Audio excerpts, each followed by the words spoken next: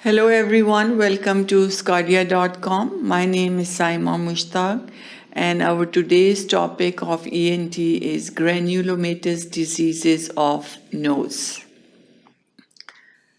This topic will be discussed in four different sections. In the first section, we will talk about the bacterial infections that can lead to granulomatous diseases of the nose, which will be tuberculosis, lupus vulgaris, and also leprosy.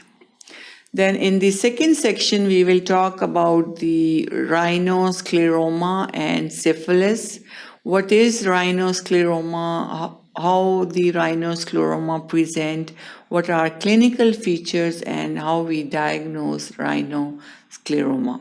And also syphilis, its presentations and also the management and clinical features. Then in the third section of our lecture, we will talk about the fungal causes of granulomatous diseases of the nose, in which we will talk about rhinosporidosis, aspergillosis, and also mucormycosis.